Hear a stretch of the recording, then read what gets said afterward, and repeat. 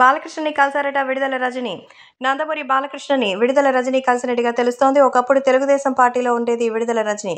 కానీ ఇప్పుడు తెలుగుదేశం పార్టీని వదిలి వైసీపీలోకి చేరినటువంటి సంగతి తెలిసిందే. గతంలో మరి వైసీపీ నుంచి గెలిచినటువంటి విడుదల రజని మంత్రి పొజిషన్లో కూడా ఉన్నారు. సో ఆమె హెల్త్ మినిస్టర్గా ఉన్నటువంటి నేపథ్యంలో ఏపీకి చేసిందేమీ లేదు. అయితే ఇప్పుడు మళ్ళీ అధికార ప్రభుత్వంలో ఉండి పోటీ చేసిన విడుదల రజని ఓడిపోయింది. తన నియోజకవర్గం నుంచి కాకుండా వేరే స్థానం నుంచి పోటీ చేయించడం వల్లే తాను ఓడిపోయానని జగన్మోహన్ రెడ్డి మీద ఎంతగానో కోపంతో ఉందట విడుదల రజని. అందుకే తిరిగి తన పాత గమ్యస్థానానికి చేరుకోబోతున్నట్టుగా అయితే తెలుస్తోంది. విడుదల రజని తెలుగుదేశం పార్టీలోకి రాబోతున్నట్టుగా అయితే సమాచారం. ప్రస్తుతం ఈ విషయం తెలుసుకొని అందరూ ఒక్కసారిగా షాక్లో ఉన్నారు. విడుదల రజని తెలుగుదేశం పార్టీలో ఏం చేయబోతోంది? తెలుగుదేశం పార్టీకి సంబంధించిన ఈ విషయంలో అందరూ అయితే షాకింగ్ నిర్ణయాలు తీసుకుంటున్నారు. ప్రస్తుతం బాలకృష్ణ విడుదల రజనీకి సంబంధించిన ఈ విషయం మాత్రం ఎంతో వైరల్ అవుతుంది.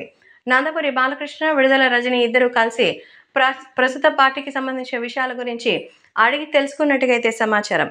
బాలయ్య బాబు విడుదల రజనీకి సంబంధించిన ఈ విషయంలో ఎలాంటి లోటుపాట్లు లేకుండా ముందడుగు వేయాలని నిర్ణయించుకున్నట్టుగా అయితే తెలుస్తోంది.